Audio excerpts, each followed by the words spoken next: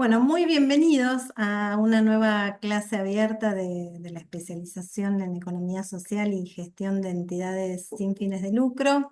Esta clase eh, se lleva a cabo en el marco del seminario que tiene a cargo el profesor Miguel Maceo, que es Historia del Pensamiento Económico y el Pensamiento Asociativo. Y quiero darle especialmente la bienvenida a la licenciada Marianela Piñero, que también es parte de nuestra universidad, y que hoy va a abordar un tema sumamente valorado desde la especialización, que tiene que ver con desigualdades de género y economías feministas. Em, Como habitualmente les comento, la idea de estas clases abiertas y en consonancia también con los valores de la universidad, buscan converger los saberes académicos con los saberes populares, ¿no? Por eso lo que buscamos es abrir estos espacios de reflexión, espacios de debate, donde tanto los estudiantes como quienes participan puedan encontrar opiniones diversas sobre los temas que se tratan, donde podamos debatir, reflexionar, repensar y a partir de eso contribuir a una construcción colectiva, comunitaria del saber, del conocimiento. La economía feminista es un tema que a mí digamos, cuando empecé a conocerlo, me cautivó porque realmente el aporte que hace a la comprensión social en general y a la economía social en particular, para mí es muy significativo. Y por eso valoro especialmente estos espacios donde podemos trabajar sobre esta temática, ya que todavía no tenemos dentro de la currícula un seminario dedicado a esto y esperemos que esto suceda en las próximas cortes. Pero la economía feminista es, digamos, un campo no solo académico, sino también político, donde nos permite repensar las diferentes estrategias en las cuales como sociedad nos relacionamos, como también las organizaciones económicas, ¿no? Em, ¿Por qué? Porque para mí el gran aporte es esto de poner en el centro la vida y la reproducción de la vida, ¿no? Y a partir de eso pensar cada una de las diferentes acciones que llevamos adelante. Permite reconocer además la relación que tenemos como seres humanos con la naturaleza, y yo diría, es más, nos permite pensarnos como parte de la naturaleza y de ahí el respeto hacia el medio ambiente en general, a diferencia de el capitalismo que pone el centro en el mercado y en el capital, desconociendo esta relación con la naturaleza. También permite visibilizar el trabajo del cuidado, que en general no es no remunerado, y además mayormente realizado por mujeres. Y es ese trabajo que sostiene la vida, con lo cual es esencial para cada una de nosotras. Bien, es impensable entonces, desde mi mirada, pensar la economía social sin una perspectiva desde la economía feminista, ¿no? Donde no solo el trabajo está en el centro y no el capital, sino lo que nos invita a la economía feminista es a decir, en el centro está la vida. Y a partir de eso, poder construir nuevas formas de organización social y económica. Por eso me alegra poder compartir hoy con Marianela esta clase. Reitero mi agradecimiento a Miguel por permitirnos abrir la clase y plantear este tema. Y les cuento que como siempre, después de las exposiciones, vamos a tener este espacio de intercambio y de reflexión, donde además podrán hacer preguntas, comentarios y demás. Muchísimas gracias por participar y te dejo la palabra, Miguel, para que des inicio a la clase. Muchas Bien, gracias. Gracias, Miriam. Bueno, voy a presentar brevemente a la invitada, a Marianela, y bueno, y comentar brevemente cuál es el objetivo, ¿no? de haber convocado a Marianela y de este, qué lugar va a ocupar, si se quiere, ¿no? La temática que ella va a desarrollar en el marco de nuestro programa. En cuanto a Marianela, bueno, Marianela es licenciada en musicoterapia por la UBA, especializada en género, políticas públicas y sociedad, y está realizando un doctorado en educación. Como pueden ver, su formación es este, polifacética. Este, Recuerdan ustedes que hablábamos de la economía popular como campo disciplinar y hacíamos referencia a la necesidad de construirla justamente como un campo multidisciplinar, ¿verdad? Que la economía popular no solamente tenía que integrar a la ciencia económica, sino que también tenía que dialogar con un conjunto de disciplinas, la antropología, la filosofía, la ciencia política, la sociología, bueno, la educación. Hablamos mucho de la importancia de la educación también, ¿no? En el marco de la economía popular. Bueno, un poco creo que la formación que tiene Marianela, ¿no? Eh, Da cuenta de esa combinación, ¿no? y articulación de disciplinas diferentes que se complementan para dar cuenta de un objeto, ¿no? En este caso. Ella también es docente e investigadora de nuestra universidad, de la UNLA, y forma parte del equipo de trabajo de la Comisión sobre Accesibilidad y Discapacidad, que si no, no, no estoy diciéndolo mal, depende del vicerrectorado, eso tengo entendido. Este, y bueno, su campo de estudio son los estudios interseccionales, ¿no? Diversidad, género, discapacidad y educación. Nosotros tuvimos la suerte con el profesor Fernando Estrata de contar con Marianela en algunas clases de nuestro taller de producción de textos y administración. Allí Marianela desarrollaba este, algunas clases, tenía intervenciones vinculadas justamente a economía feminista, este, como JTP hace algunos años. Además, Marianela eh, aportó un artículo sobre economía feminista y reproducción, justamente, en la compilación Economía Popular, Perspectivas Críticas y Miradas desde Nuestra América, un libro que se publicó hace algunos años por la editorial Colectivo. En fin, digamos, eh, siempre fue interesante compartir espacios con Marianela, conversar con ella, y acá viene un poco la importancia, ¿no? de este tema y de que ella esté participando en nuestro seminario. En primer lugar, nosotros creemos que el concepto de sexo-género es fundamental para pensar la economía popular y al mismo tiempo nos vincula, ¿no? Muy rápidamente al concepto de trabajo reproductivo. ¿Sí? Digo, históricamente la economía se dedicó a analizar la producción y dejó de lado la idea de la reproducción. ¿No? De hecho, la economía política y la crítica de la economía política también, o sea, las dos cosas, la economía política y la crítica de la economía política, giraron en torno al trabajo productivo y desatendieron el trabajo reproductivo. Digo, en el caso de la crítica de la economía política es grave esta falencia. El trabajo reproductivo, el concepto de trabajo reproductivo, que insisto, está asociado al concepto de sexo-género, el trabajo reproductivo es fundamental, pensar el trabajo reproductivo es fundamental para elaborar una economía política del trabajo. La economía popular, en buena medida, es eso.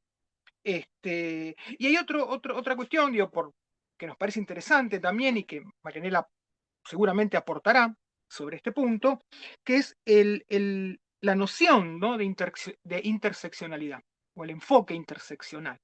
¿Sí? Que hace algunos años fue planteado justamente por este, militantes e investigadoras feministas, ¿sí?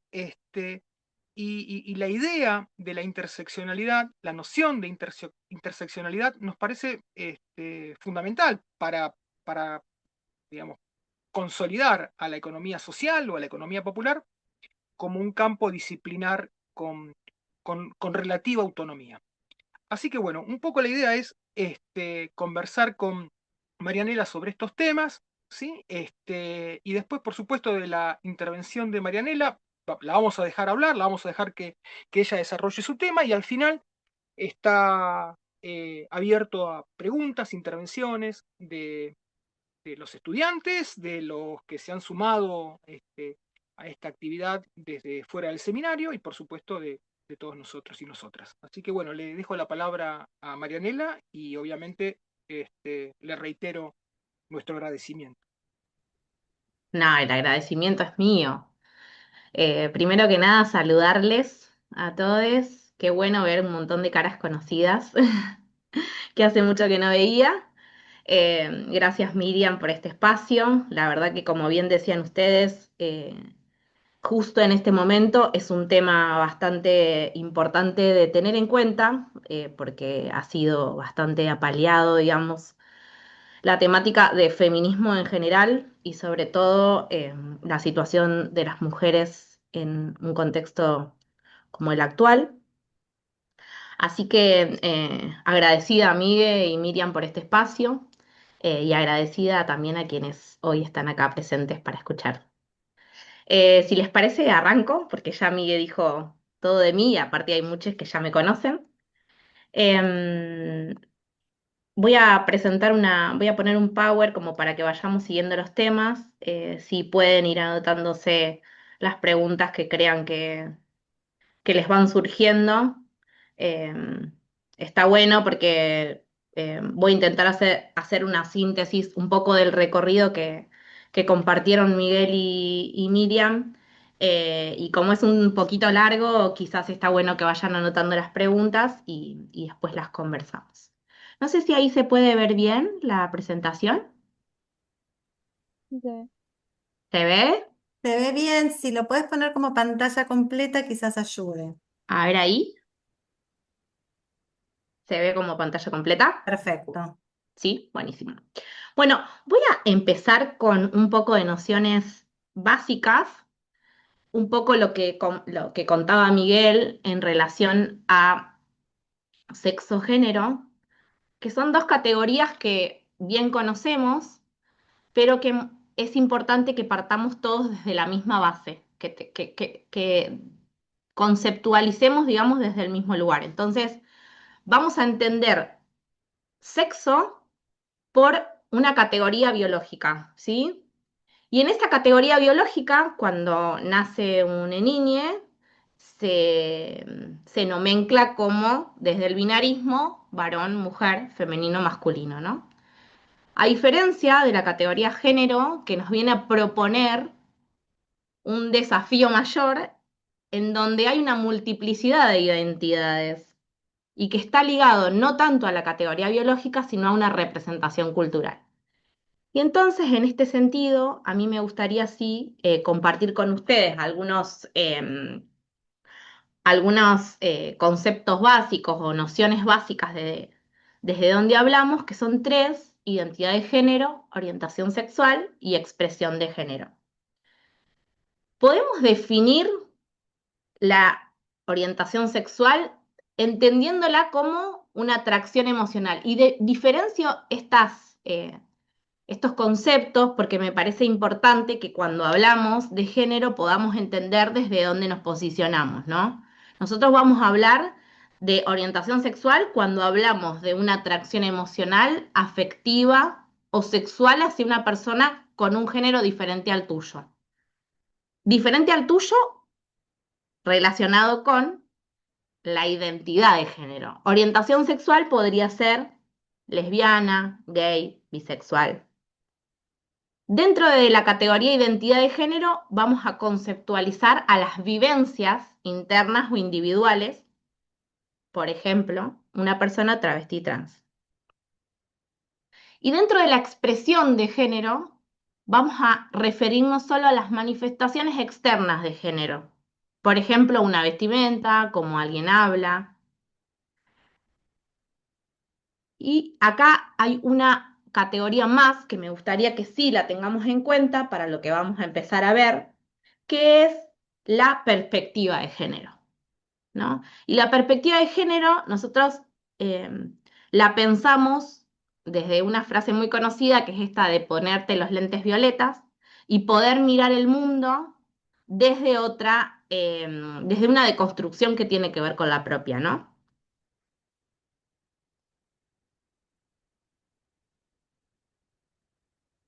En este sentido, ver con los lentes violetas significa romper con estereotipos de género que muchas veces tenemos las personas. Porque, como bien decíamos en la primera filmina, el género es una representación cultural y viene desde la cultura. Entonces, me gustaría que podamos pensar, ¿no? Como en la vida, todas estas ideas generalizadas que uno trae, muchas veces uno dice, bueno, tengo un sesgo sobre determinada cuestión, ¿no? Y este sesgo está pregnado por una cultura que me enseñó y me dijo el cómo ser, el cómo actuar. Estos estereotipos son ideas generalizadas, creencias, roles, maneras de ser que se le asignan a la persona por su género, por su identidad o por su orientación sexual.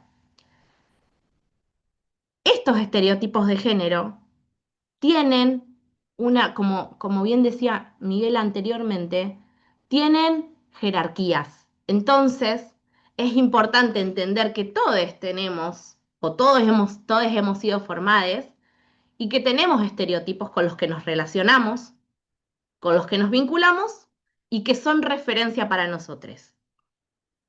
Los estereotipos de género son el origen de la desigualdad de género.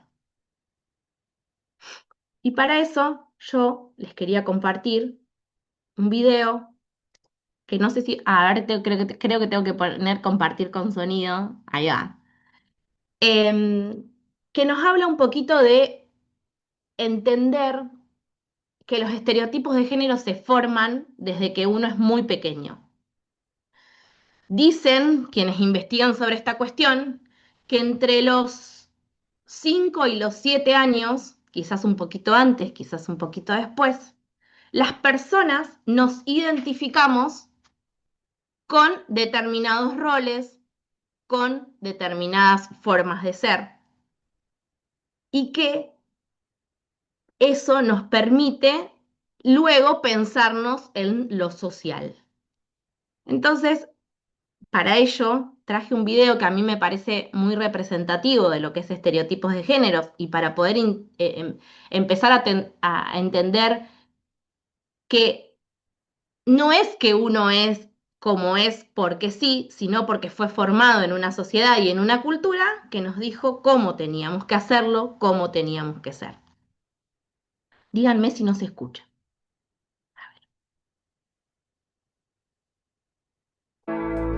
No voy a poder ir. Tengo a nena con fiebre. Los hijos son responsabilidad de las mamás. A ver, un chico fuerte que me ayude con esto. Las mujeres son débiles. Ma, ¿puedo salir con todos? Pregúntale a papá, dale. Las decisiones las toman los varones. Y es para el área de recepción. Pero eso no es un laburo de mina. Hay trabajos de varón y trabajos de mujer.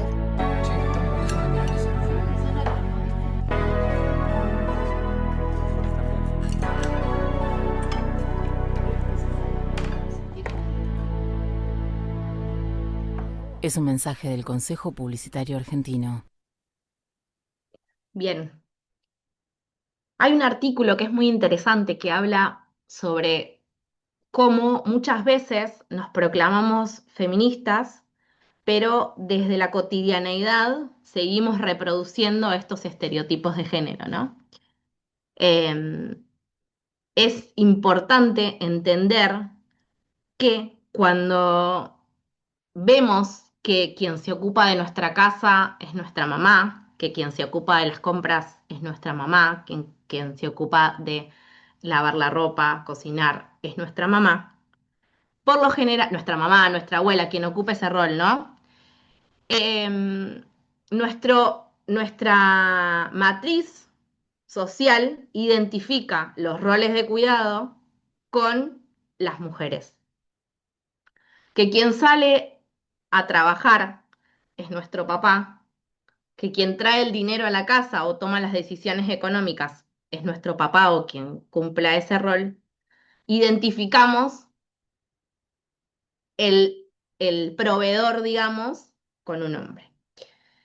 Y por eso es tan importante, como dijeron Miriam y Miguel, el rol de la economía feminista en esta discusión, sobre todo para algunos y algunas de ustedes que estudian o que se relacionan con lugares en donde la economía está entendida desde lo clásico. La economía feminista la podemos definir como una corriente de pensamiento heterodoxo. ¿Qué significa heterodoxo? Significa que se aparta de la doctrina oficial, que se opone al pensamiento clásico o al pensamiento tradicional de la economía.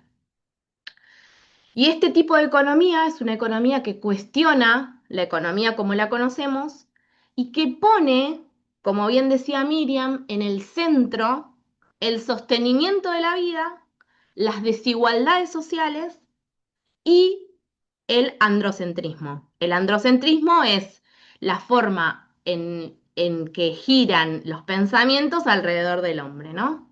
Entonces, viene a cuestionar lo que creíamos estaba establecido y a poner en este centro el sostenimiento de la vida y el trabajo, pero el trabajo conocido desde diversos planos, porque hoy hablábamos de trabajo como si el único trabajo que existiera es el remunerado, ¿no? Pero el trabajo no es exclusivamente el remunerado. Tenemos trabajo remunerado y trabajo no remunerado, que lo vamos a ver a continuación.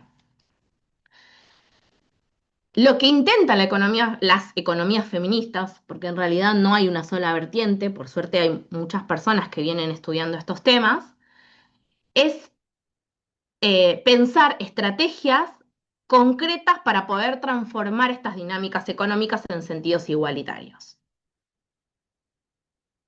Y entonces, como objetivo principal, lo que propone la economía feminista es poder estudiar esa participación económica de las mujeres, sea en forma monetaria o no, pero poniendo especial énfasis en los mecanismos de discriminación laboral que existen en el mercado, en la vida y en las sociedades.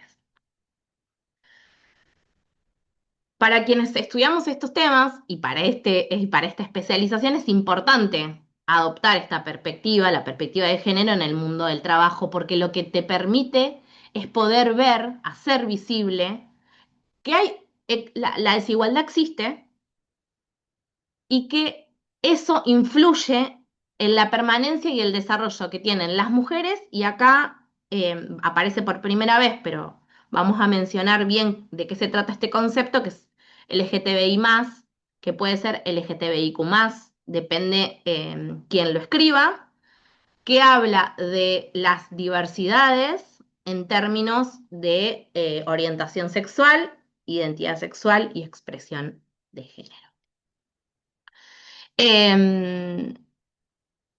Lo que intenta esta perspectiva es intentar comprender de dónde provienen esas barreras sociales que generan estas desigualdades y intenta reducirlas y eliminarlas, pensando estrategias que el mercado así y la sociedad tal cual está, no las logra por sí solas, porque hay roles establecidos que son funcionales al mundo tal cual lo vemos.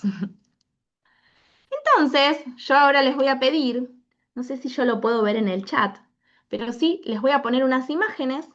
Les voy a pedir que abran ahora el chat antes de ponerle las imágenes y que me digan, si están por ahí o alguna de ustedes que pueda, que me lea, ¿con quién relacionan de primera a esta imagen que van a ver. ¿Listos? ¿Listas? ¿Listes? ¿Con qué género asocian automáticamente?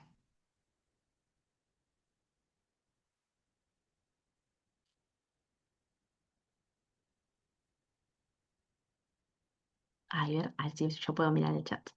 Mujer, femenino, mujer. Les voy a pasar otra, ¿sí? Esta y esta.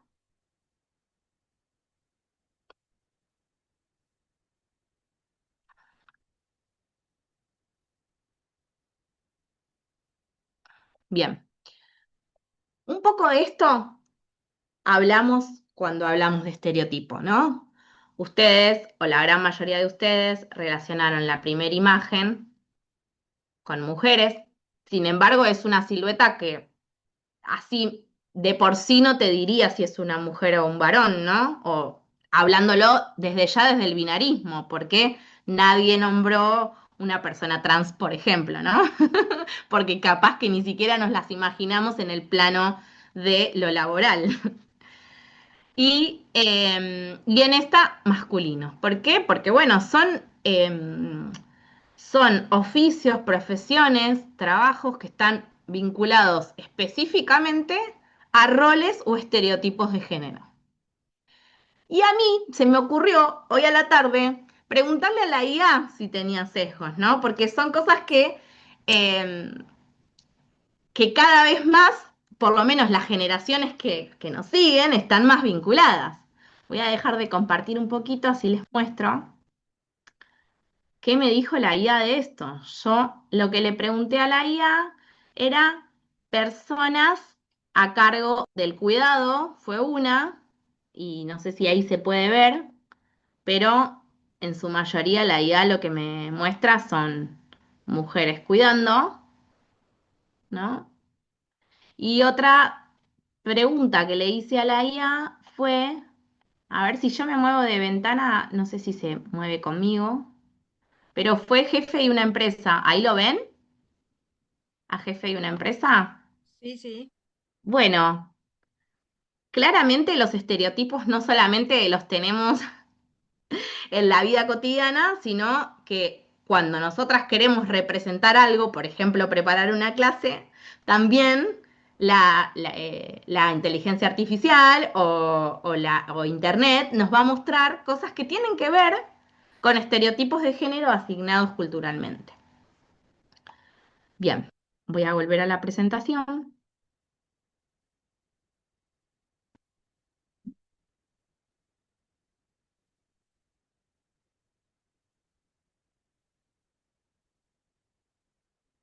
¿Se puede ver ahí? Sí, se ve bien. Entonces, y teniendo en cuenta la perspectiva feminista, de la economía feminista, la idea es poder entender cómo nos posicionamos en los mercados laborales y un poco conceptualizar lo que sucede en los mercados laborales. Existe, como adelantaron Miguel y Miriam, una división sexual del trabajo. Ellos nos decían, hay un trabajo productivo y hay un trabajo reproductivo. La división sexual del trabajo refiere a cómo el trabajo se divide en nuestras sociedades en función del género y de los estereotipos de los que hablábamos. Entonces podemos ver dos, trabajo productivo y trabajo reproductivo. Dentro del trabajo productivo, se espera que los varones cumplan la función de proveedores del hogar. Dentro del trabajo reproductivo, que las mujeres se dediquen a las tareas de cuidado. El trabajo productivo estaría bien relacionado con todas las actividades que producen bienes y servicios y que a su vez en ello mantienen un intercambio y generan ingreso. Y en el de las mujeres lo que hacen es el sostenimiento de la vida. Entonces acá podemos ver cómo dentro de un mismo hogar podríamos tener dos planos bien identificables. Un plano de lo público, que es el que hablábamos recién, que es el hogar productivo, en donde hay dinero y consumo, un servicio que va a lo social y que por ese servicio tiene una remuneración. Y por otra parte podríamos ver el hogar reproductivo, en donde hay una persona que se encarga de lo que es trabajo de cuidado o economía del cuidado, en donde está incluida la supervivencia, la salud, la gestión del cuidado, y que ese capital social, económico, es invisible y está más relacionado con el plano de lo privado.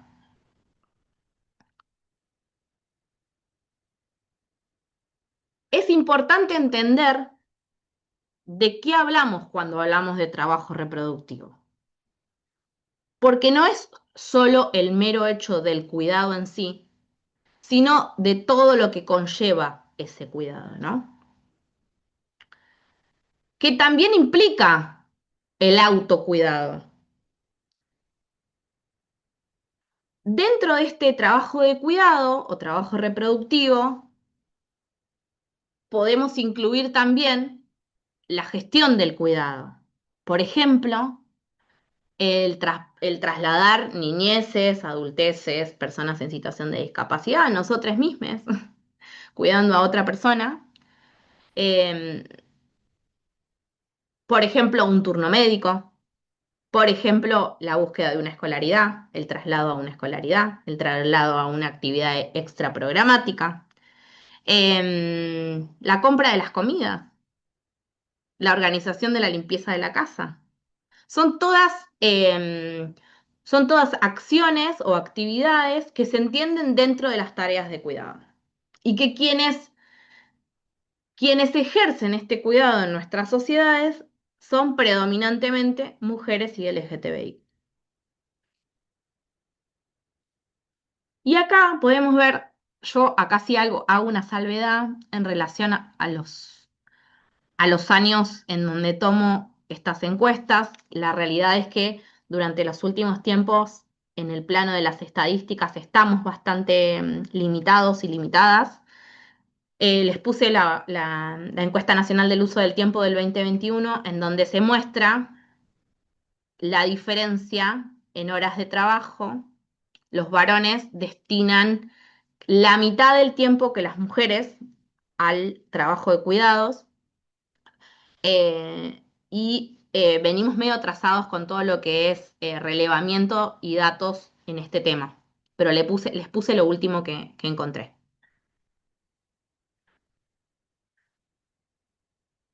El 19,9% de las mujeres no se desempeñan en el mercado laboral debido a que se dedican al trabajo de cuidado, mientras que ese porcentaje es del 1,2% para los hombres. El 27,7% de mujeres trabajadoras en América Latina están en trabajos trabajos que nosotros le llamamos feminizados, que están muy relacionados o íntimamente relacionados con el trabajo de cuidado. Por ejemplo, educación, por ejemplo, salud, por ejemplo, servicio doméstico. Bien, entonces ahora les quiero compartir este video. Ahora con Lemon podés pagar en ¿Se escucha? ¿O no? cualquier lugar. Descarga Lemon y recibí cashback Sí, se escucha. con cada compra. Sí. Cuando las tareas del hogar desbordan a las mujeres.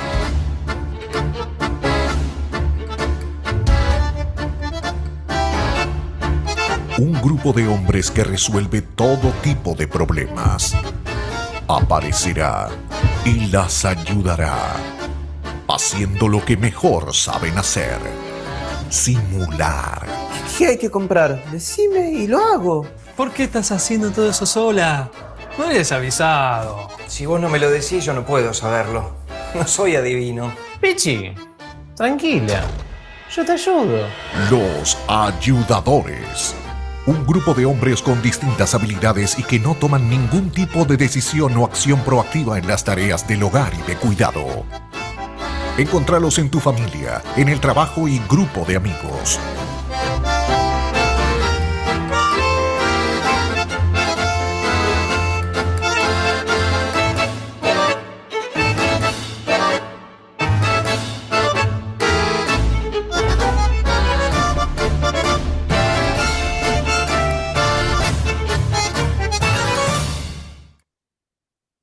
Bien, este video me parece sumamente ejemplificador. Hay una, hay una, eh, una actriz que está compartiendo mucho sobre el trabajo de cuidado, invirtiendo los roles. Ceci, capaz que ustedes la conocen. Y es interesante poder pensar porque históricamente son trabajos que han sido asignados a las mujeres, que tienen que ver un poco con todo esto que veníamos hablando, pero que el trabajo de cuidados también en muchas situaciones, digo, yo siempre digo lo mismo, ¿no? Yo siempre compartí mucho el trabajo de cuidado, tengo 2 hijas, pero la culpa de no estar, de no ir a buscarlas al colegio, no sucede igual de la misma manera, ¿no? Por más que uno tenga conciencia de que todo esto existe, de que el trabajo de cuidado es un trabajo compartido, ¿no?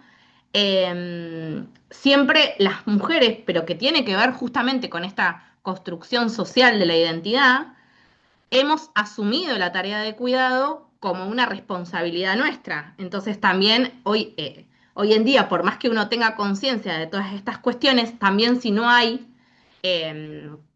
viene organización social de cuidado, me estoy dando el pie para lo que sigue.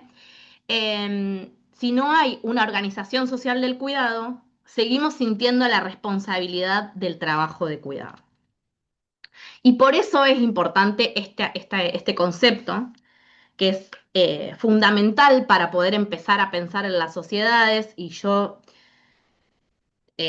pienso que hoy en día estamos teniendo un retroceso en materia de, de construcción social en relación a este tema puntualmente, porque la organización social del cuidado entiende que no solamente el cuidado o el trabajo de cuidado debe recaer en la familiarización.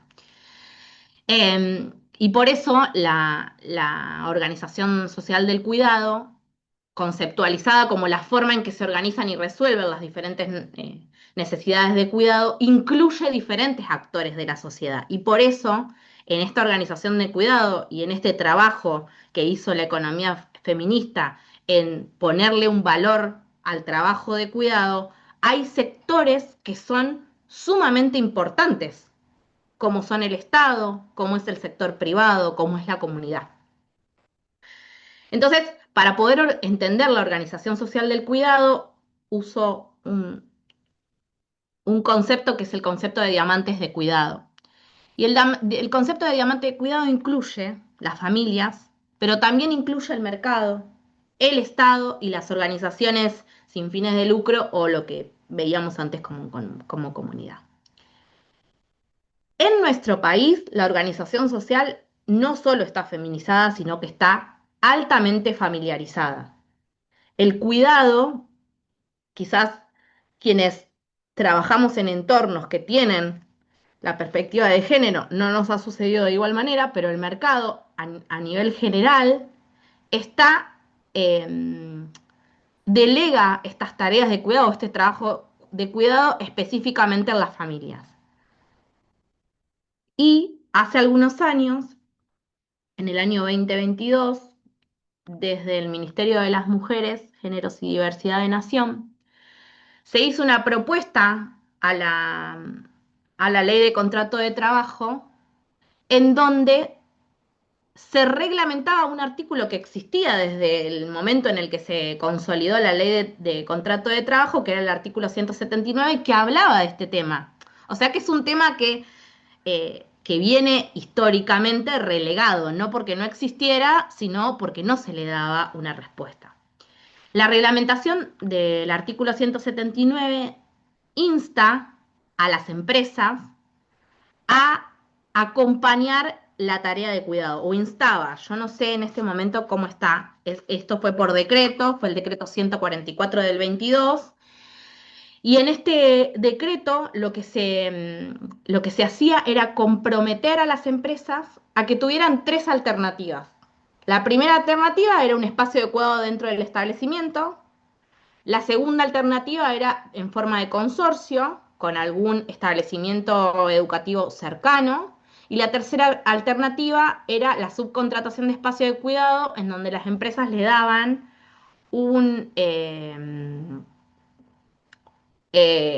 alquilaban dentro de un rango específico o dentro de su empresa estos trabajos. La cuarta alternativa, que era la alternativa que mayoritariamente se utilizó, fue el reintegro de suma de dinero.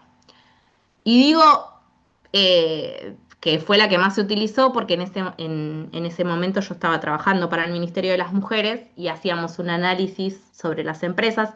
Esta reglamentación era específica para empresas que tuvieran más de 100 trabajadores en sus plantas. Y por lo general era más barato para las empresas poder reintegrarles una suma de dinero. Fueron pocos los espacios que dentro de sus establecimientos usaron alguna de las primeras tres alternativas, ¿no? Sin embargo, esto era un compromiso desde las empresas para poder acompañar este trabajo de cuidado. Miguel, decime vos cómo vengo con el tiempo, ¿eh?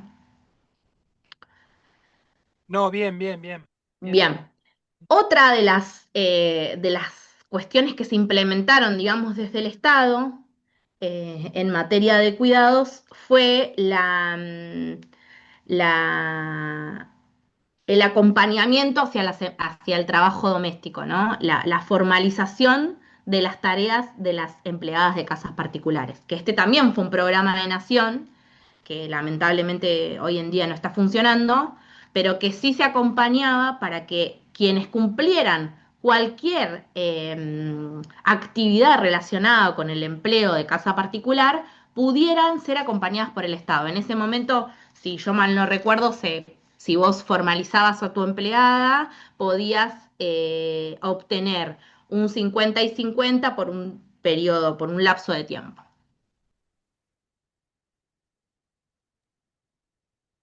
En relación a los números de la desigualdad en el mundo del trabajo, podemos hablar de diferentes conceptos que nos van a hacer entender, digamos, por qué hablamos de desigualdades y cómo éstas se pueden medir en números.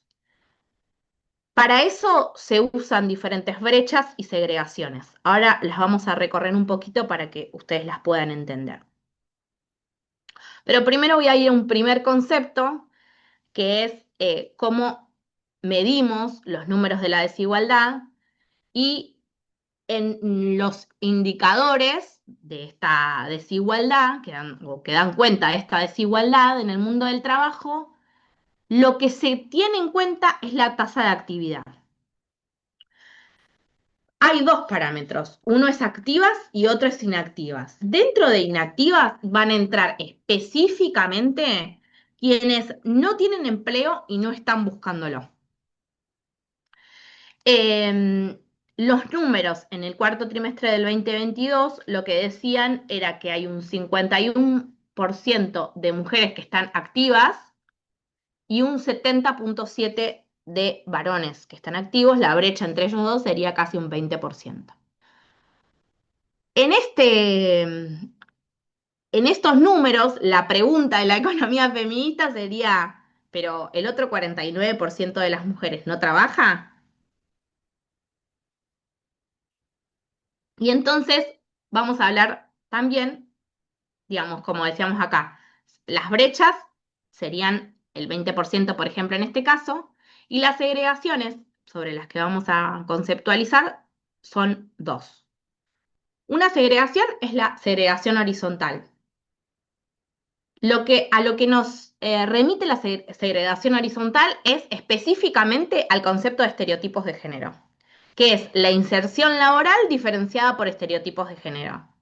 Trabajos de mujeres y trabajos de varones. Yo en esto digo, se hizo bastante trabajo de concientización y de difusión acerca de la segregación horizontal en dos campos bien grandes. Uno fue el campo del transporte. El campo del transporte de años anteriores empezó a pensar todo lo que es difusión. Por ejemplo, en el tren vos veías folletos de mujeres transportistas o trabajadoras del ferrocarril, y en otro campo en el que se avanzó un montón sobre la segregación horizontal fue en el campo tecnológico, en donde hubo un montón de programas que llamaban a mujeres para poder trabajar, digamos, incluso capacitándolas, porque había un déficit muy grande de mujeres en todo lo que implicaba el trabajo con tecnología, programadoras, etcétera. Dentro de la segregación horizontal, y un poco remitiendo al primer trabajito o a la primera colaboración que me hicieron ustedes dentro del chat, podemos ver que incluso en los campos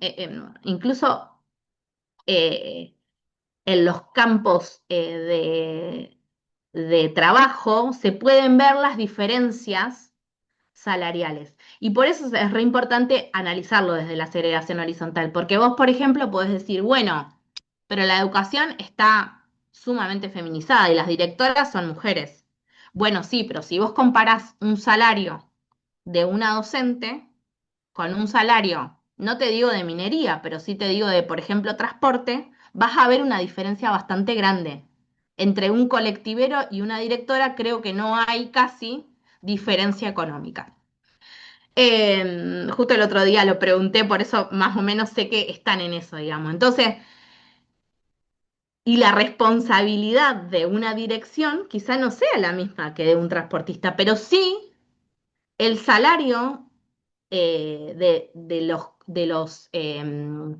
los espacios laborales en donde nos desempeñamos las mujeres es bastante menor. Los trabajos que están feminizados tienen salarios bastante menores a los salarios que están masculinizados, a los trabajos que están masculinizados. Y otra de las segregaciones que existe es la segregación vertical, que es la que nos habla de lo que entendemos. La anterior podíamos entenderla como paredes de cristal, ¿no? Y la otra, la segregación vertical, es la que podemos entender como techo de cristal, que es hasta donde puede llegar una mujer, ¿no? Que es el conjunto de barreras socioculturales que obstaculizan que las mujeres puedan crecer en sus trayectorias laborales y acceder a espacios de toma de decisiones. Por eso un poco cuando le poníamos a la IA jefa o jefe de una empresa, mayoritariamente podemos ver también que son varones, porque es lo que ocurre todavía en muchos espacios. Es verdad que al momento de dar, y todavía se sigue viendo, al momento de dar un ascenso, el tema del género sigue siendo una traba, porque la mujer puede, por estar la mujer ligada mucho al trabajo de cuidado. En esta segregación vertical o techo de cristal, como decíamos recién, las mujeres enfrentan mayores obstáculos para acceder a puestos de dirección y toma de decisiones, y ahí tenemos los porcentajes diferenciales.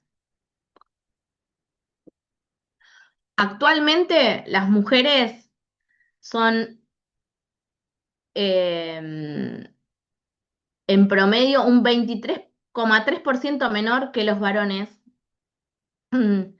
brecha que se amplía en el caso del empleo asalariado informal. Por ejemplo, la comparación que se hace es en relación a las empleadas de casas particulares y los empleados del trabajo de la construcción. Bueno, y entonces acá podemos ver las segregaciones como barreras concretas de la participación laboral y social de las mujeres y LGTBI+. Entonces, el techo de cristal serían todas las barreras o impedimentos socioculturales que no nos permiten poder crecer. Las paredes de cristal serían esos muros invisibles que no nos dejan acceder a otros sectores de la economía. El piso pegajoso, que son las barreras socioculturales que relegan a las mujeres a dedicarse al hogar y a la familia. Esto que yo decía un poco al principio, ¿no? Bueno, esto de decir, bueno, no, me da culpa, no llevar todos los días a mis hijas al colegio, o no irlas a buscar. No, bueno, me da culpa no llevarlas al médico. Son todas las barreras que nosotras, desde la construcción identitaria, nos mantienen en un lugar estático. Y otra, que es una de las, creo yo, más importantes, son las violencias. Las violencias que aparecen en las desigualdades de poder y que afectan nuestra vida, nuestra libertad.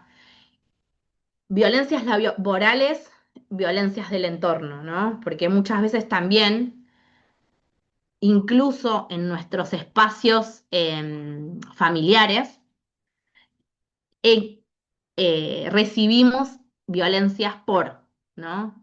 Por no estar, por salir, ¿no? Y, y que son las que traen aparejados, incluso desde nuestro desarrollo y desde nuestro aprendizaje, son las que nos mantienen, digamos, en un espacio eh, estático o de poco crecimiento y que a veces también muchas de estas violencias son naturalizadas por el conjunto de mujeres y LGTBIQ+. Porque, bueno, no, está bien, yo no sirvo para esto, o no, yo esto no lo debería hacer. Voy a poner unos ejemplos que me parecieron interesantes para que podamos debatir sobre violencias en el ámbito laboral y ya voy cerrando esta exposición. Al principio no lo percibía como violencia, pero siempre supe que me generaba incomodidad. Cuando compartimos la oficina se acerca mucho y cambia el tono de voz si estamos solos. Se hace el galán, trajeado, en pleno microcentro. También me manda mensajes y si no le respondo me lo marca al día siguiente en persona. Agota todos los recursos, me escribe por las redes, todo. Hace poco pude entender la gravedad de la situación cuando recibí una foto desnudo de él que yo nunca le pedí. Me pide que atienda a los proveedores cuando están disconformes, porque dice que nosotras somos más simpáticas. Yo sé que me está exigiendo algo que está fuera de lugar, porque a mi compañero, que atiende conmigo, no le hace este tipo de pedidos. Me miraba cada vez que recorría la casa. En esa época pasaba muchas horas ahí, repasando, haciendo la comida, ordenando. Era terrible, porque me pedía que no usara uniforme, le gustaba verme escotada. Además, me quedaba horas extra que nunca me pagó y tampoco pude tomarme las vacaciones pagas que me prometió al principio. Fue una experiencia que no le deseo a nadie. Mi trabajo era otro. Entré como operaria de máquina, pero de a poco empezó a pedirme favores. Hoy ya los pedidos se volvieron cada vez más personales. De pronto me encuentro cuidando el espacio, limpiando, siendo su asistente todo el tiempo que dura el turno. A mí nunca me dejan meter bocado.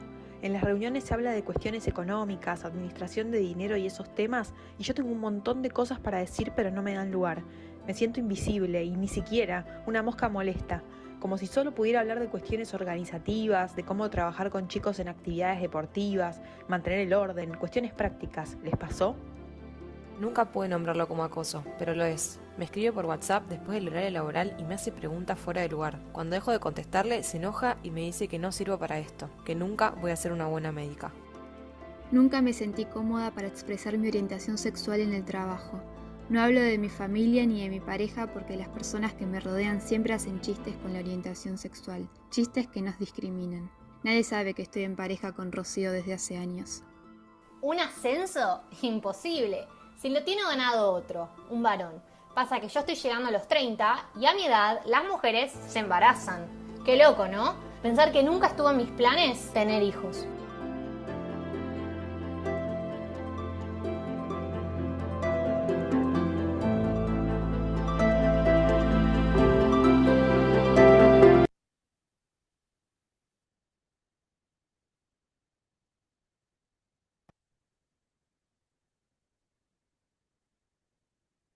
Bien.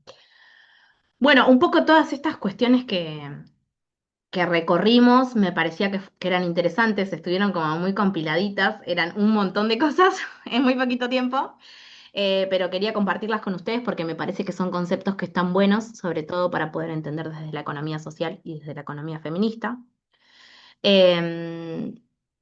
Y no sé, si querés, Miguel, ya podemos abrir preguntas, porque o sea, tenía más para hablar, pero no quiero seguir extendiéndome. Yo les puedo compartir, si quieren, después el Power para que se los puedan compartir a ellos. Me parece que son todos conceptos que están íntimamente vinculados con lo que ustedes están estudiando. Y no sé, quedo a disposición. Bien. Bueno, gracias, muchas gracias, Marianela. Por favor. Bueno, no, vos tenés seguro, yo no puedo ver el chat, pero seguramente vos sí, y supongo que habrá alguna pregunta ahí. Si no, empiezo yo, si no. Yo te quería preguntar dos cosas. Dale. Primero, sabemos que desde tiempos muy remotos, ¿no? El capitalismo ocultó la reproducción, ¿no? Porque bueno, el trabajo reproductivo era fundamental para la reproducción del capital, finalmente, ¿verdad? Una reproducción de la que el capital no se hacía cargo, digamos, ¿no? Como que el capital nunca asume el costo de la reproducción. Y está como naturalizado eso, ¿no? Como que es parte de un proceso natural y no histórico. Sí. Eso por un lado, pero en otros momentos históricos, dadas estas características del sistema capitalista, el Estado, en el marco de las economías capitalistas, empezó a asumir un rol que directa o indirectamente contribuía a la reproducción del capital. El hecho que, por ejemplo, ¿no? El salario de un, entre comillas, ¿no? padre de familia alcanzara para sostener al grupo familiar, de alguna manera tenía que ver con el capital a través del Estado benefactor haciéndose cargo de la reproducción, ¿no? de la vida de la clase trabajadora, y obviamente del propio capital. Sabemos que en los últimos años, ¿sí? Sobre todo en los últimos 40, 50 años, el Estado comenzó a desatenderse de esas funciones, o sea, el capital comenzó a desatender la función reproductiva. Entonces vos ahí hablabas en un momento traías el concepto, que a mí me parece que es un concepto clave, ¿no? De organización social del cuidado. Bueno, la pregunta sería la siguiente, bueno, ¿qué rol, primero, ha jugado el Estado en los últimos años de cara a la organización social del cuidado? Y si te parece que solo es tarea del Estado, que evidentemente no es una tarea de las familias, aunque así se lo suela presentar y así se lo suele proponer, digo, si a vos te parece que además del Estado hay otra instancia, debería haber otra instancia vinculada a la organización social del cuidado. Esa sería la primera pregunta. Te hago las dos, así ya quedan planteadas. Y al comienzo vos hablabas de economías feministas, en plural, ¿no? Yo estoy de acuerdo con esa idea, pero me gustaría que puedas contar brevemente por qué el uso del plural, ¿no? En todo caso, ¿qué es lo que diferencia a las economías feministas entre sí? Digo, si hay una diferencia de enfoques, si tiene que ver con ámbitos particulares, si es una cuestión vinculada a un tipo de sujeto, en fin, nada, eso, que puedas contar un poco qué es lo que diferencia a las distintas economías feministas, nada más. Dale. Respecto a tu primer pregunta sobre organización social del cuidado, me parece que es clave lo que vos decís, es real, el Estado durante el último tiempo se posicionó desde un lugar de la familiarización del cuidado. Y en ese sentido, por eso a mí me parece bastante clave lo que les comentaba recién sobre el rol del Estado, pero también el rol del resto de los actores sociales que confluyen en la importancia del trabajo de cuidado. Que claro, como decía Wada, no es lo único, creo que lo leí ahí en el chat, ¿no? Abarca mucho más que lo laboral, pero sí lo que cuestiona fundamentalmente la economía feminista es qué roles o de qué formas se puede entender la desigualdad y de qué forma se puede conceptualizar la economía sin solamente tener en cuenta la economía clásica, es decir, la economía tradicional, la que se posiciona desde el capital.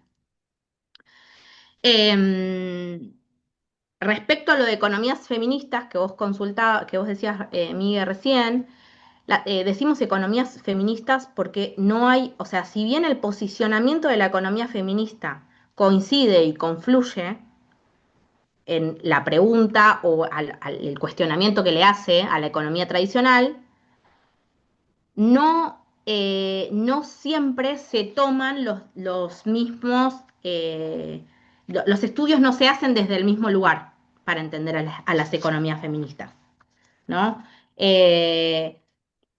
Hay diferentes, no sé si llamarlo conceptualizaciones, pero sí diferentes formas de análisis de esa economía.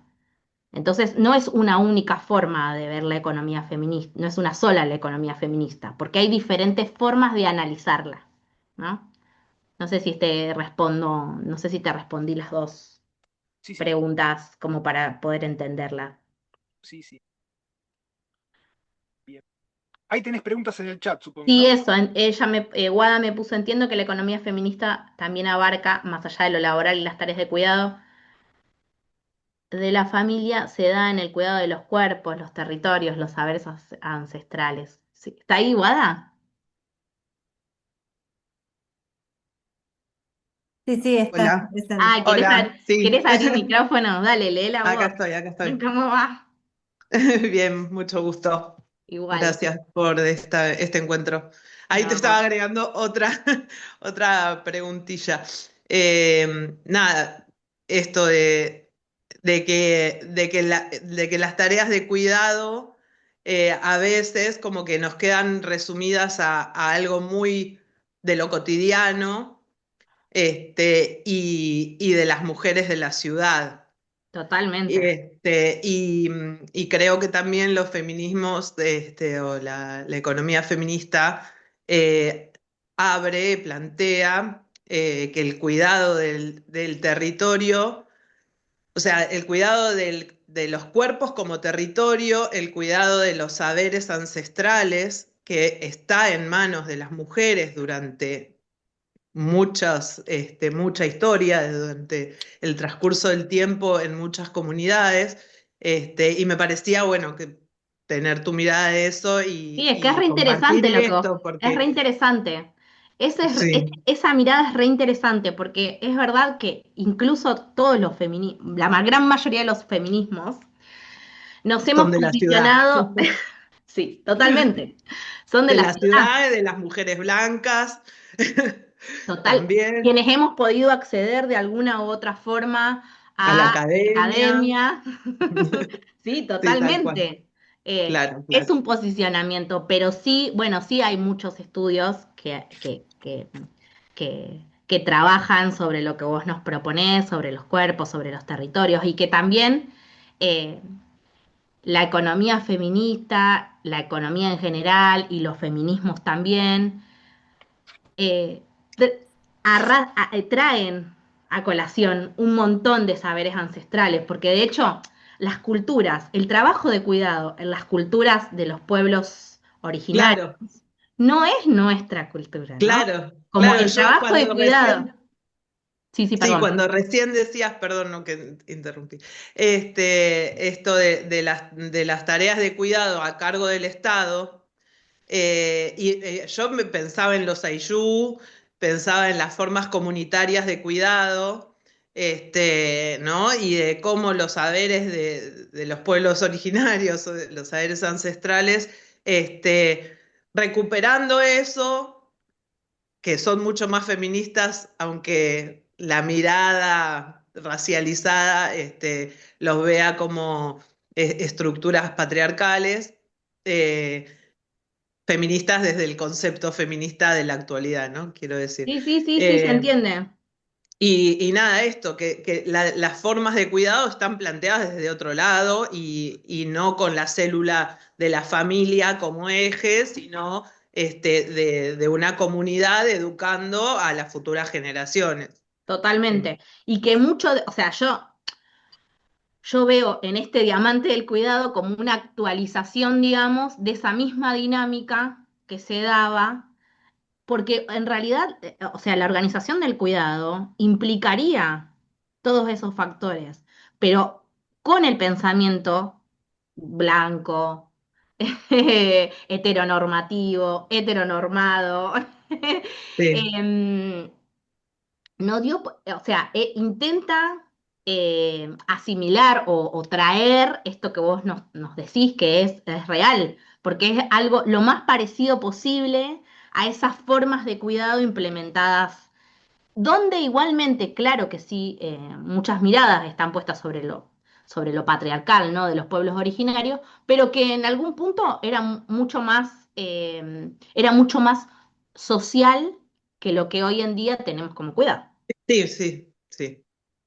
Y una cosita más que agrego, como porque te lo estaba escribiendo ahí y sí, ya dejo que intervenga otra Mejor, más persona. lindo que lo hablen.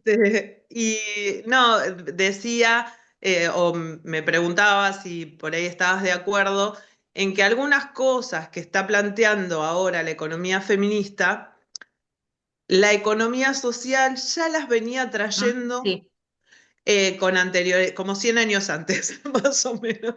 sí, claro que sí. Esto de la reproducción ampliada de la vida, la economía al servicio de la producción, el trabajo y la reproducción de la vida.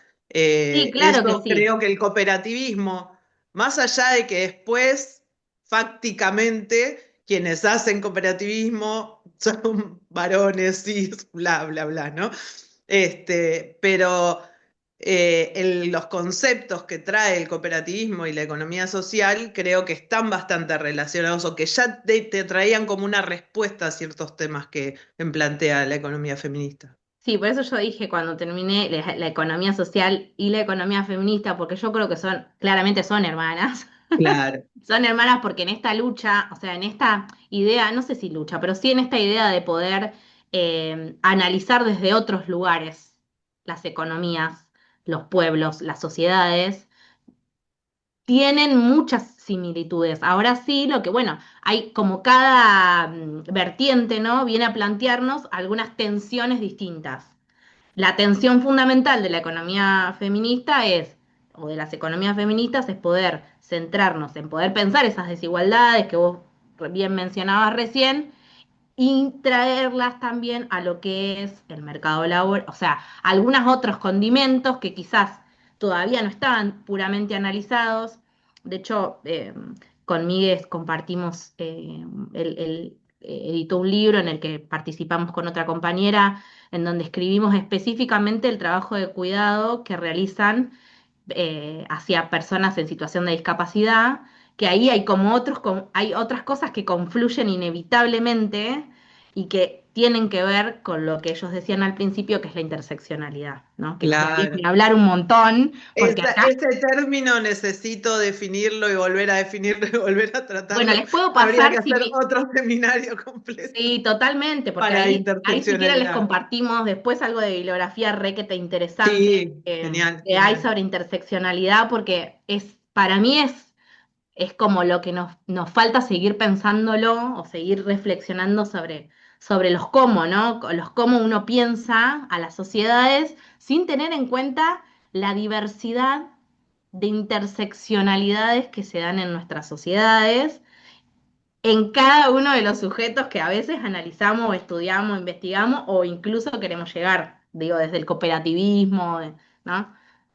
Gracias, Genial. Guada. Gracias a vos y bueno, invitarles a todos, a todos a que conozcan, en realidad a todas y todes, a que conozcan FEMA, que es una organización de la que somos parte desde que se formó, desde mi organización, que reúne a mujeres y diversidades de la economía social. FEMA quiere decir feminismos autogestionados y bueno, está abierta para que participen todas las personas, mujeres y diversidades que les interese que tengan representatividad dentro de la economía social. Así Me que encanta. aprovecho este encanta. momento tan puntual para, Grosa. bueno, Miriam, nuestra directora, la conoce bien también. Bueno, muchas gracias. Gracias, Guada. Sigo escuchando.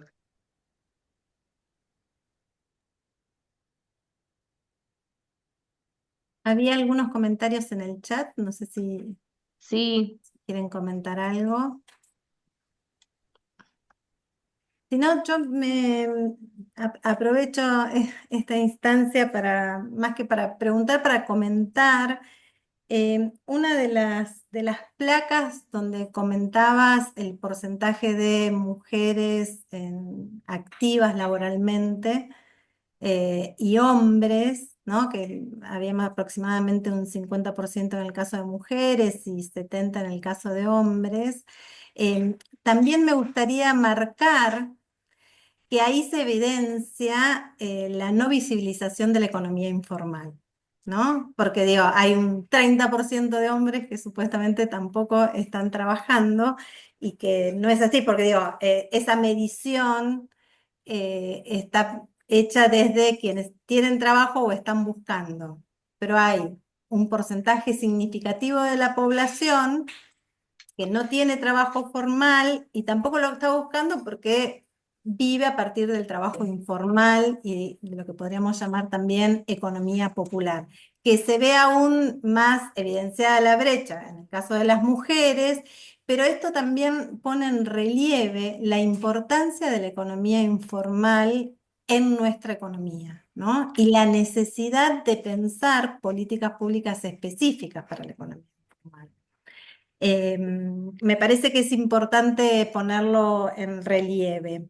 Y después, avanzando un poco con los diferentes feminismos y las diferentes maneras de plantear la economía feminista, que también tiene que ver con cuestiones, como bien mencionaban, ¿no? Culturales, no es lo mismo el feminismo occidental que el oriental, o el árabe, o el negro, o el de los pueblos originarios, ¿no? Y eso hace que también haya diferentes arraigos culturales de las desigualdades, de las violencias, de situaciones que viven las mujeres totalmente diferentes y que parten de lugares diferentes. Hay algo que a mí me atrae mucho de la economía feminista y creo que en esto nos aporta algo superador a la economía social, que es lo que decíamos al principio, ¿no? Y que también comentaba Marianela, la vida en el centro, ¿no? Cómo pensar y pensarnos nosotros, cómo organizarnos socialmente y económicamente, pensando en que en el centro está la vida y va más allá de las tareas de cuidado en sí mismo, de la distribución social del trabajo, sino que tiene que ver en pensarnos en personas con todo lo que significa esto. No solo nuestra participación económicamente activa o cómo podemos resolver determinadas cuestiones, sino también personas con nuestros afectos, con nuestras emociones, con nuestras sensaciones y cómo nos relacionamos. Y traigo esto principalmente en un momento en el que todos estamos viviendo mucha crueldad y mucha violencia. Y me parece que rescatar también la importancia de cómo nos relacionamos y cómo eso lo pensamos de manera, desde un ámbito que exceda lo individual. Yo creo que también acá otra cuestión que aprendemos de la economía feminista es que esto no se trata de una cuestión en el ámbito privado, ¿no? Acá hay cuestiones que tienen que ver con el ámbito público y con el ámbito comunitario. Y me parece que ese es otro gran desafío que tenemos para plantearnos, que nos permitan pensar nuevas maneras, nuevas formas de organización socioeconómicas. Quería comentar eso y darles tiempo para que hagan alguna otra pregunta, comentario.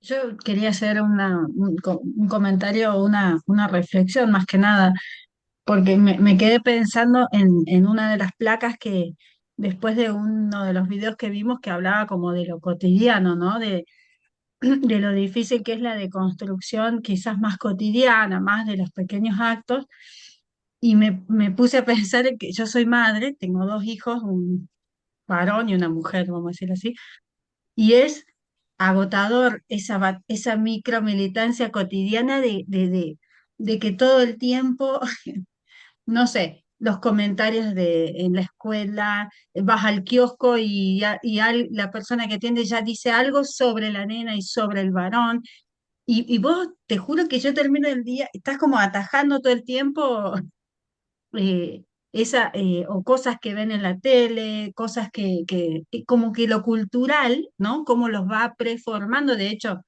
en esta casa que está como muy presente una mirada más feminista en todo lo que hacemos, decimos, y qué sé yo, se cuelan todo el tiempo estos prejuicios. Mi hija tiene 2 años y medio, es más chica, y mi hijo tiene 7, entonces viene con planteos que hay que desarmar constantemente hasta en, no sé, todo lo que, las señales, las imágenes que nos rodean no sé, ir a la escuela, lo que pasa en la entrada de la escuela, y vos, es como que esos lentes que nos pusimos, Violeta, que no te los sacas nunca más.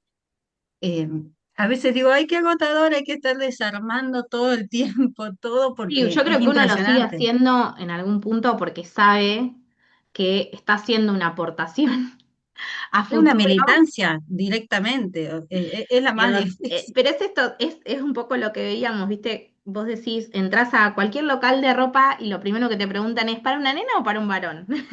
Sí, ¿No? no, Entonces, es re difícil la militancia cotidiana porque el afuera, yo siempre digo lo mismo, yo hace muchos años que estoy involucrada en los movimientos feministas y sin embargo mi hija cuando salió del jardín maternal, 1 año y medio, te decía, quiero todo pink". rosa, Claro, todo. entonces, Sí, sí, sí. entonces es difícil porque la cultura, y volviendo un poco a lo que vos decías, es la cultura la que nos enseña cómo ser, cómo hacer, y nos enseñó una forma de actuar, una forma de elegir, y una forma de referenciarnos, ¿no? Con quienes nos rodean. Entonces, el feminismo cotidiano aporta a que estos estereotipos, ¿no? Se vayan deconstruyendo en las identidades. Más allá Sí, de que, que desde lo social sigue pregnando un modelo patriarcal, machista, normal. sí. O sea, eso sigue pregnando ahora.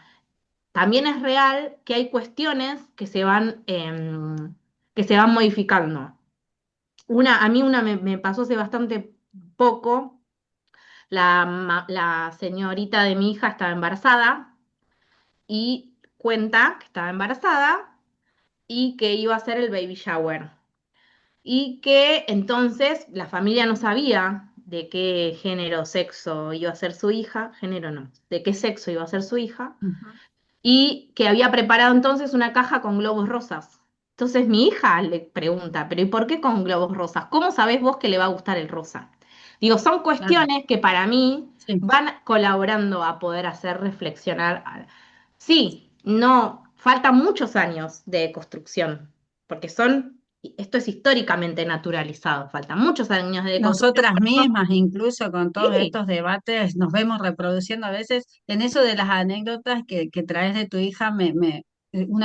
Hace poco también me pasó que mi hijo quería un juguete que era como una cajita, y la chica de la juguetería dice, no, no tengo, porque no tengo para él, solo hay de color rosa. Dice, así que no, no, no hay. Y yo le dije, y mi hijo me miró como diciendo, no, sí, está bien. Y de hecho la llevó a la cajita rosa, y la vendedora era como, ah, bueno, sí, podía ser también para él. Eh, y él se sorprendió mucho, y ahí es cuando voy a decir, bueno, y bueno, pero es la mayor estás haciendo las militancia para cosas mí, bien, hay que estás estar haciendo. ahí. No, claro, viste, pero realmente a veces el día vos terminás y decís, tenés que estar como atenta todo el tiempo, porque se cuelan muy rápido esas otras, eso que obviamente es lo hegemónico, es lo establecido, todavía no se rompió. Sí, Pero bueno, total. no esa reflexión como Le- madre Les y puedo, les puedo feminista. contar una mini anécdota de mi nieta, así por ahí se suaviza un poco esto de, bueno, Lo sigue agotado. sucediendo, pero hay indicios de que puede llegar a cambiar, en el sentido de que yo tengo muchos hijos y tengo un hijo muy grande que ya me dio una nieta, y tengo una hija bastante chica, ahora saliendo de la primaria, recién empezando en secundaria, pero quiso el jardín hace bastante poco. Entonces está muy, muy fresco todo, y todavía en el jardín de ella, hace 10 años atrás u 8 años atrás, los roles súper estereotipados de la Para los casita, la actos te piden mamá, la la pollera y señora, sí, sí, y la casita y la mamá y la señora y la casita y la mamá. Mi nieta, que ahora tiene 2 años y está en el jardín maternal y que va a un jardín privado, que por ahí yo esperaba, digo, uy, lo que va a hacer esto, qué sé yo, pero anda con un bebito, con un bebito de juguete, anda para todos lados con ese bebito, y yo le digo, ¿de dónde sacaste el bebé? Del jardín. Y les hicieron llevar cochecito para pasear los bebés. Todos, todes, nenas y nenes, llevan cochecito, llevan bebé. Y todes pasean su bebé y trabajan la motricidad fina y demás, varones y nenas. trabajo de Y eso, cuidado integrado. integrado, claro. Entonces, eso a mí me dio la pauta, digo, bueno, qué alivio que por lo menos en este sentido haya un poquito más de conciencia de que las tareas de cuidado son compartidas. Que no hay juguetes de nenas y nenes. Claro, y ella anda con su bebé para todos lados, y entonces yo le pregunté, ¿y Tadeito? Porque ella habla de Tadeito, que es un compañero, ¿y Tadeito cuida bebés? Sí, me dice, Claro. re segura. Tadeito Sí. también cuida bebés. Sí, la ESI en eso ha hecho un gran trabajo. La educación sexual integral en eso ha hecho un gran trabajo para quienes nos desarrollamos en el ámbito de la educación. Yo trabajo en jardín de infantes también.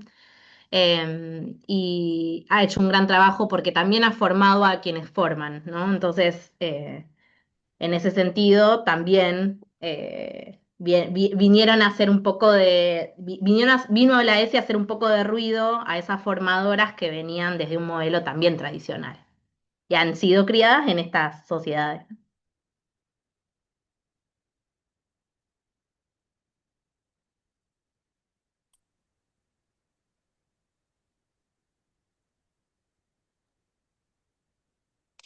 Bueno, no sé si alguien más tiene alguna pregunta, no sé, Miguel. Sí. Hola, No, Miriam, yo hola a todos. no veo el chat. Ustedes, no sé si ahí hay algo en el Ahí, chat. Maga, vos querías hablar. Sí, perdón. En realidad, en base a lo que vienen diciendo, yo quería resaltar una experiencia particular que tiene que ver con la crianza de mi hija. Tengo una hija de 7 años que cuando empezó el jardín, yo estaba viviendo ahí en la provincia de Buenos Aires, cuando empieza el jardín. Y resulta que mi hija, en un corte, empieza a no querer ir al jardín, ¿viste? Entonces llanto, llanto, llanto, me la tenía que terminar llevando al laburo, y a mí me hizo soft.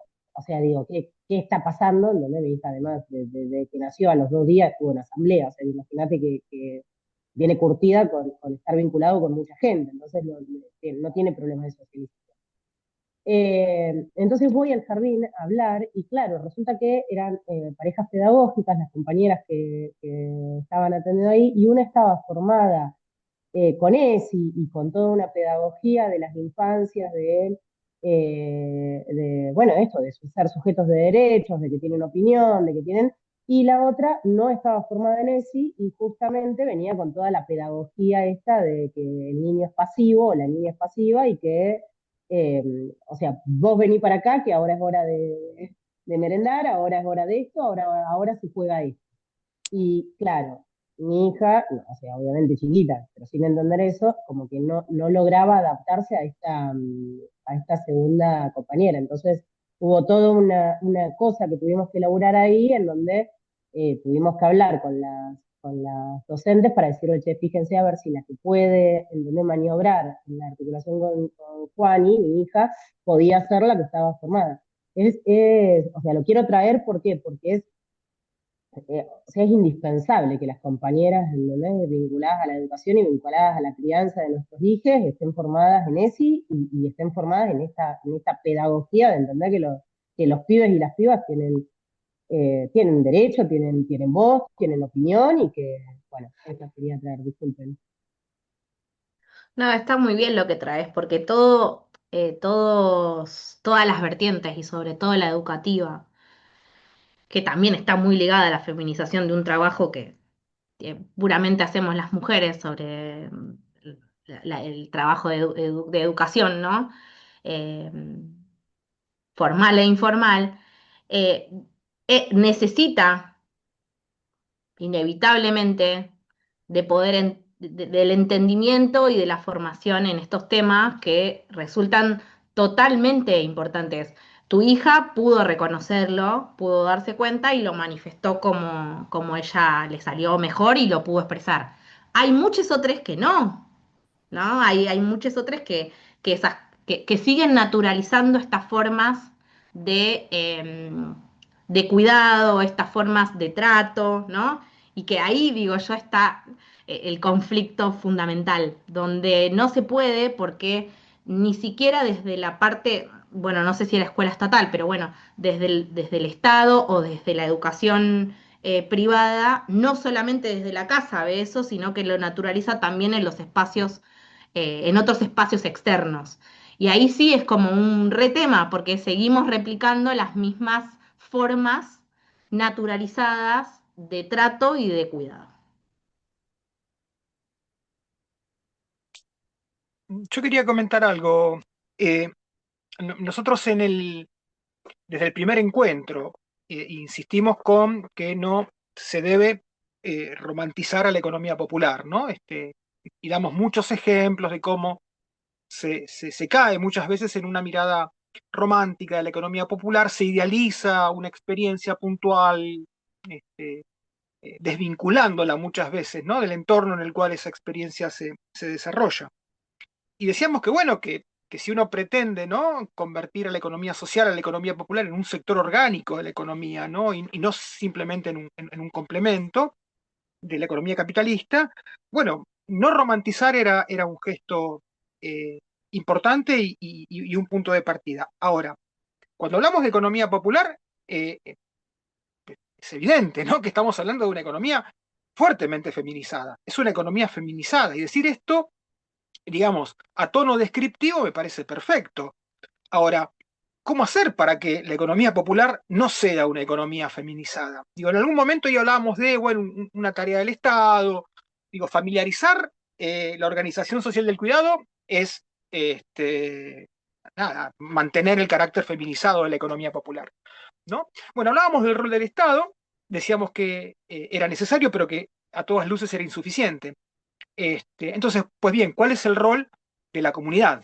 ¿No? Y más concretamente, ¿qué ocurre con, por ejemplo, ¿no? Los estereotipos de género en las propias organizaciones de la economía popular? Digo, aquí, en este curso, por lo que charlamos en encuentros anteriores, digamos, yo sé que hay muchas personas que participan en organizaciones de la economía popular.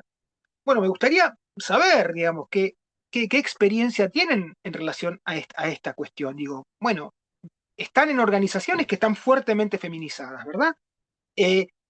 ¿Hay prácticas para contrarrestar esto?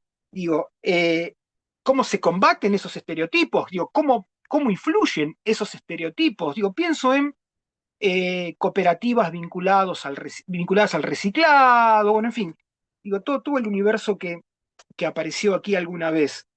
Digo, yo sé que hay compañeros y compañeras que pueden decir algo al respecto, ¿no? Contar experiencias desde sus propias organizaciones. Y me gustaría escuchar esas voces también.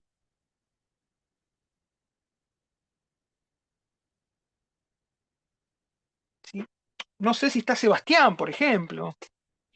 Buenas noches, buenas tardes, ¿cómo están? Un poco compulsivamente, ¿no? No, no, está bien. La verdad que para mí es un tema de aprender, de escuchar un montón, aprender un montón, por lo menos en lo personal, y nada, y todos los días ir aprendiendo. Hay cuestiones que no, obviamente que uno, desde una mirada todavía que falta desconstruirse, por ahí no estoy muy de acuerdo, pero está claro que hoy tenemos que discutir y avanzar en una igualdad en condiciones y desde, por lo menos desde la parte de la cooperativa, que es lo colectivo, tenemos compañeras que están a cargo de la presidencia de la cooperativa, tenemos compañeras que están trabajando dentro de la cuestión operaria y que manejan autoelevadores y que la distribución es igualitaria con el resto de los compañeros. Digo, eso, la verdad que nosotros lo tenemos ya instalado. Nos costó un poco porque creíamos que el sector del reciclado, por lo menos lo que nosotros veíamos, que era un laburo muy, muy duro para las compañeras. Y después la verdad que nos dimos cuenta de las compañeras hacían un trabajo el mismo que nosotros, que los varones, no obviamente con la carga de peso, pero sí con la misma voluntad, con la misma entereza y con la mayor responsabilidad. Y bueno, lo que sí, que tuvimos que replantearnos, por lo menos nosotros dentro de la COPE, fue un tema que eso sí nos toca vivir, ¿no? Que es el tema de las escuelas. Las compañeras tienen 3 pibes que van a una misma escuela y la misma escuela le pone 4 horarios distintos. Entonces, compañeras solas que están separadas.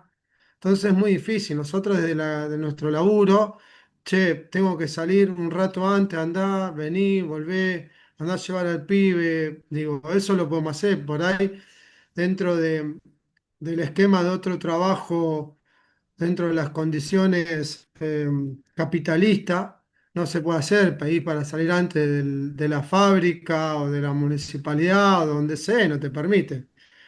Entonces nosotros dentro de la formalidad de nuestra economía, porque nosotros creemos que estamos dentro de la economía formal, porque generamos nuestros propios recursos y vivimos y sobrevivimos de eso, ponemos nuestras propias condiciones. Entonces digo, si hablamos de una cuestión de igualdad y de reconocer, digo, nada, estamos ahí para distribuir eso y que las compañeras puedan ir hasta su casa, volver, darle de comer a los chicos y acomodar al otro pibe para llevarlo a la escuela en otro horario. Digo, eso me parece, por lo menos a mí me parece una locura que en este momento por lo menos la institución escolar no vea esas cuestiones. Y después, bueno, el momento que estamos, creo que todos vamos aprendiendo un poco más de la cuestión de la igualdad y de los roles y la responsabilidad de incluir en el trabajo las obligaciones y las responsabilidades. Las responsabilidades de compañeros de no pegar afiches de mujeres en bikini o desnuda, que para nuestro laburo, y esto lo digo así abiertamente porque es lo cotidiano en nuestro laburo. Romper eso, romper estereotipos de los baños, de cuidado de los baños, de compartir los baños, nada, para nosotros fue un desafío y sigue siendo un desafío, pero un desafío interesante y muy positivo, muy positivo. Para nosotros muy positivo. Muy positivo que una compañera tenga dolores menstruales y que no venga un día a trabajar porque hay un día o 2 días al mes que sufre muchísimo eso y bueno, para nosotros nos costaba hablar de eso, no sé, y hoy es, che, ¿por qué no vino la negra? No, porque viste que, bueno, cuando le viene la menstruación está 2 días hecha pelota, bueno, bueno, genial, qué sé yo, digo. Nada, creo que desde ahí nosotros, por lo menos desde nuestra experiencia humilde, chiquitita, sí, chiquitita, muy chiquitita, eso nos abrió muchísimo, muchísimo el panorama. Re interesante, Sebastián. Bien, sí, si no hay más preguntas, yo quería pasar un aviso antes de que se vayan, porque después nos encontramos la semana que viene. Y bueno, paso el aviso y le dejo la palabra a Mari y a Miriam para que cierren ellas. El aviso es para los estudiantes y las estudiantes del seminario, por supuesto, ¿no? Bueno, recuerden que el próximo encuentro, el jueves que viene, es el último y que tienen que presentar un pequeño avance, de forma oral, por supuesto, ¿no? Un pequeño avance sobre el trabajo final. Digo, más que un avance, un proyecto, un preproyecto sobre el trabajo final, la idea es conversar eso en este último encuentro. Y bueno, nosotros desarrollaremos un último tema, una reflexión sobre la teoría económica o otra teoría para otra economía, ¿sí?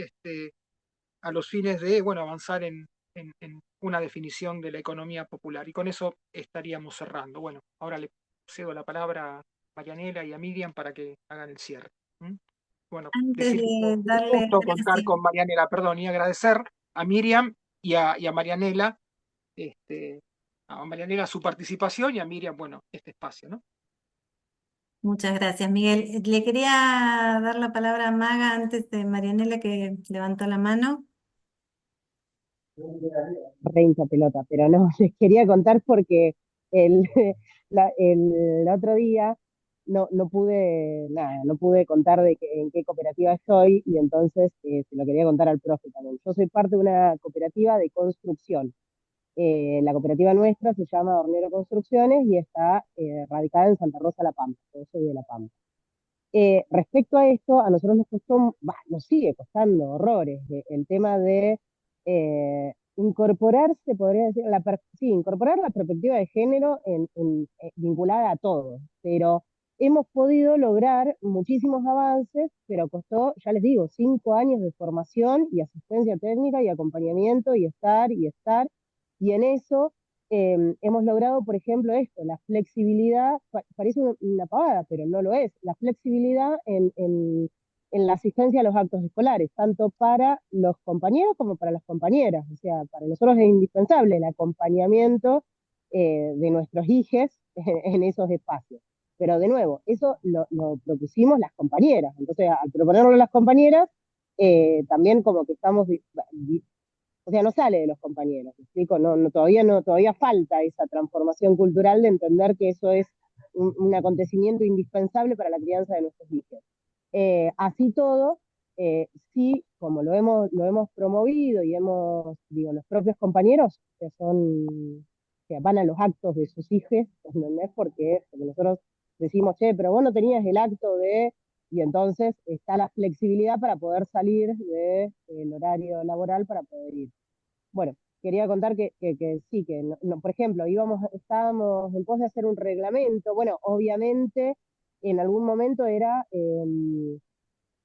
la chicaneada por ser mujer, ¿viste? Estar en obra. Entonces que siempre te corrían con que, no, pero vos no podés levantar las bolsas de cemento. No, yo no puedo levantar la bolsa de cemento, pero tengo la cabeza para usar, uso la cabeza para saber que tengo que usar la carretilla. Entonces digo, yo no me corras a mí con que no puedo, no es hacer lo mismo que vos. Yo lo puedo hacer, pero usando la cabeza. Bueno, en un montón de situaciones nos pasó de que tuvimos que laburar muchísimo, y de hecho seguimos laburando. Y todavía sigue faltando, ya les digo, fueron 5 años de formación, mucha formación. Y así todo cuesta, somos las compañeras las que estamos planteando, o proponiendo o indicando qué es lo que necesitamos y cómo necesitamos que se haga.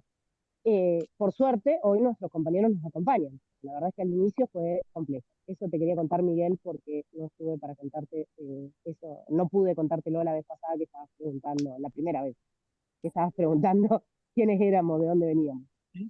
Bien. Bueno, supongo que el trabajo va a ir por ese lado, así que...